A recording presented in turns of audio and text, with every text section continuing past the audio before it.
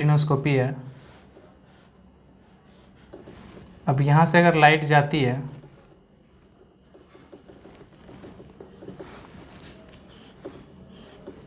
तो 2-4 डायरेक्शन हम इसको देखें, क्योंकि ये स्ट्रिक है तो अलग अलग मेरिडियन पे लाइट को अलग अलग मेरिडियन से हम लोग एक्सपोज आउट कर सकते हैं।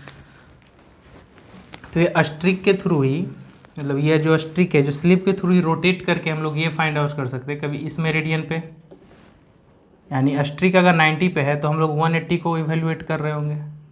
अगर स्ट्रिक का साइज हॉरिजेंटल है तो ये 90 वाले मेरिडियन को एक्सपोज आउट कर रहा होगा। अगर ये 45 है तो 135 वाले को, अगर ये 135 पे है तो 145 वाले। आगे देखेंगे कि कितना स्लिप करना है। तो इस डायरेक्शन में ये कंट्रोल कर रहा होगा। और वर्जेंस कंट्रोल करने का मतलब ये है कि वर्जेंस कंट्रोल, अगर ये कोपलैंड का अगर रेटिनोस्कोपी है सपोज, तो वर्जेंस कंट्रोल कैसे करेगा? सपोज ये कोपलैंड है तो वर्जेंस कंट्रोल ऐसे कर रहा होगा कहीं ना कहीं ये लाइट को। अगर ये बल्ब है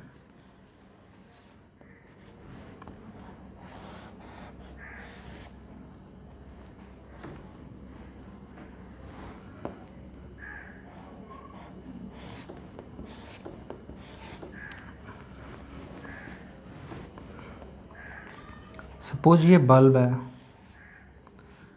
ये कंडेंसिंग लेंस है, तो ये काफ़ी पास है, मतलब स्लीव अप है, स्लीव अप है। इसको यहाँ नहीं, इसको यहाँ देखते हैं हम लोग।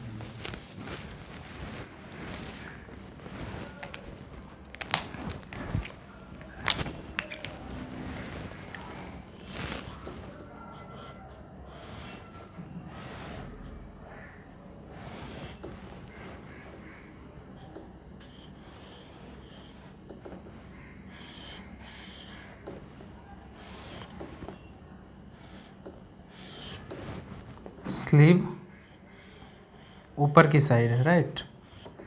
यहाँ पे लिखते हैं स्लीव अप, ऊपर की साइड है। तो कोपलैंड में क्या था कि बल्ब मूवेबल था, मतलब बल्ब स्लीव के कंट्रोल में था। अब ये ऊपर जाने से क्या होता था, यहाँ पे मिरर था,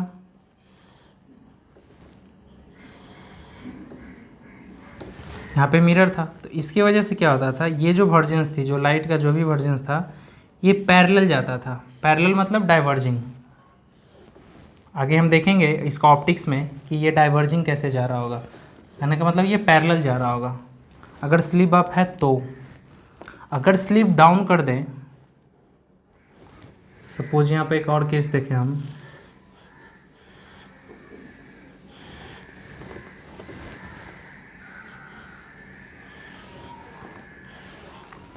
अगर ये केस देखें,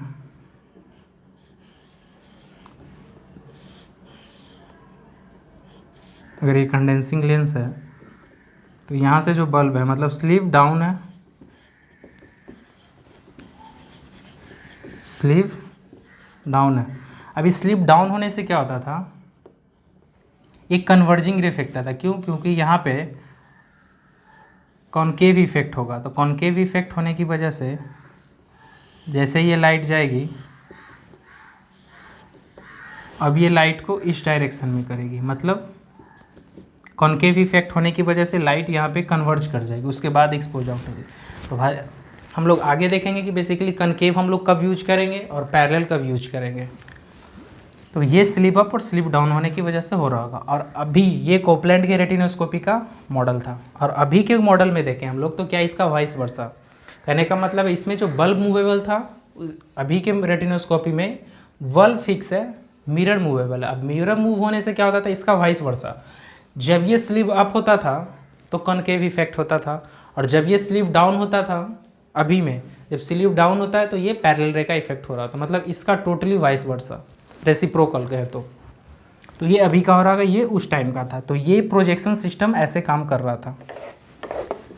अगर प्रोजेक्शन सिस्टम से बाहर हम आए और अब देखें ऑब्जर्वेशन सिस्टम, ये प्रोजेक्शन सिस्टम यहाँ तक ओवर।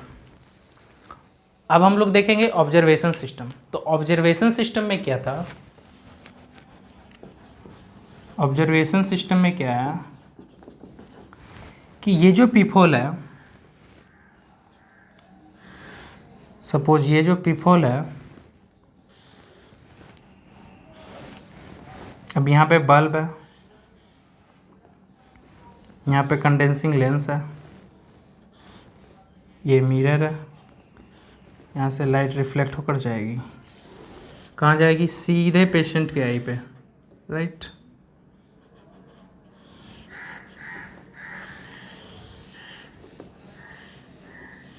ये पेशेंट के आई पे गई, यहाँ से रे बिल्कुल यहाँ से पीपहोल के थ्रू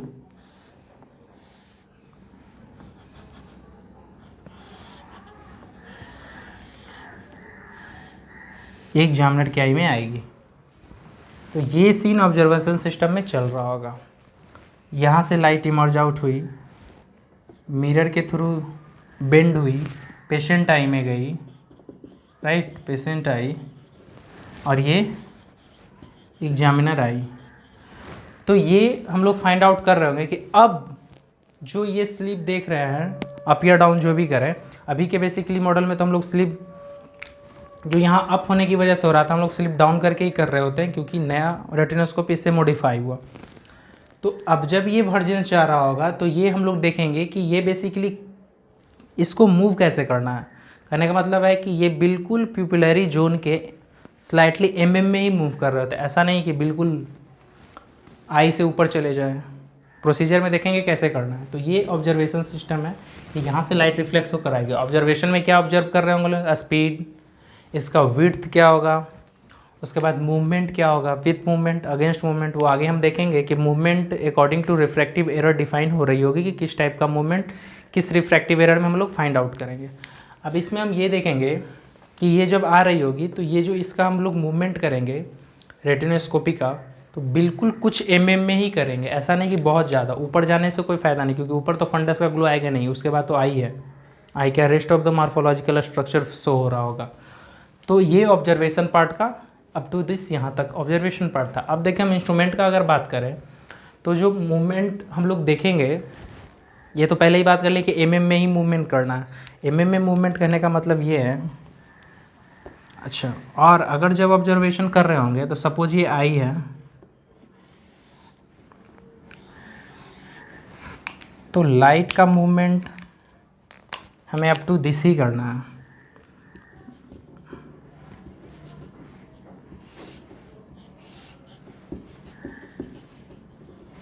ना तो इधर ना तो इधर, इतना दूर में, इससे बाहर नहीं करना है, क्योंकि ये प्यूपिल के बाहर जाने से कोई फ़ायदा नहीं है, कोई रिफ्लेक्स नहीं आएगा। और हम लोग डिटरमाइन क्या करेंगे? रिफ्लेक्स का डिफरेंस।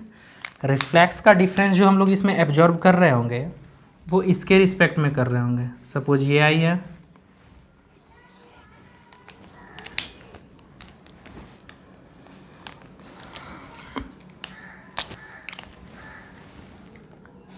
ये रिफ्लेक्स होगा और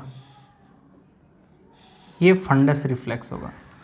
तो ये फाइंड आउट कर रहे होंगे हम लोग कि ये इस डायरेक्शन में जा रहा है या इस डायरेक्शन में जा रहा है, इसके साथ जा रहा है या इसके अपोजिट जा रहा हो, ये देखना है। दूसरी बात, इसका जो शाइनिंग है, ग्लेजिनेस कैसा है, डल है, ज़्यादा है, वो देखेंगे। फिर देखेंगे कि एक डायप्ट्रिक लेंस रखकर इसको किस डिस्टेंस से हम लोग करें कि ये न्यूट्रल हो जाए। मतलब अगर ग्लो डल आ रही है तो उसको न्यूट्रल करेंगे डायप्ट्रिक पावर रख के, ताकि वो जब न्यूट्रल हो जाए तब हम देखेंगे वर्किंग डिस्टेंस होता है। वर्किंग डिस्टेंस डिडक्शन कर रहे होंगे कहीं ना कहीं जीआरपी से एनआरपी लाने के लिए, क्योंकि रेटिनोस्कोपी का बेसिकली पावर है क्या? रिफ्रैक्टिव एरर का पावर फाइंड आउट करना। तो ये सब प्रोसीजर हम लोग नेक्स्ट में देखेंगे। तो ये ऑब्जर्वेशन सिस्टम आई थिंक ये था। एक्सिस हम लोग इस बेसिस पे फाइंड आउट कर रहे हैं कि जिस डायरेक्शन में अस्ट्रिक का जो डायरेक्शन होगा उसके परपेंडिकुलर एक्सिस होगा। कहने का मतलब ये है कि अगर ये एक्सिस है, इस डायरेक्शन में हम मूव कर रहे हैं लाइट को, तो इसका मतलब है कि 180 में अस्ट्रिक है। हाँ, हम लोग फाइंड आउट क्या कर रहे हैं? 90 डिग्री में ये विथ मूवमेंट है या अगेंस्ट मूवमेंट है। फिर अगर अस्ट्रिक ऐसा है, अगर ये स्ट्रिक है और इस डायरेक्शन में घुमा रहे हैं हॉरिजेंटली, तो ये पता कर रहे हैं कि हॉरिजेंटल में स्ट्रिक का क्या है। ऑब्लिक भी कर सकते हैं हम लोग, ऐसे ऑब्लिक में भी मूवमेंट कर सकते हैं। तो ये हर एक स्टेप में ये फाइंड देखेंगे कि किस मूवमेंट में क्या आ रहा होगा, वो हम लोग नेक्स्ट सेशन में देखेंगे। तो up to this I think, thank you.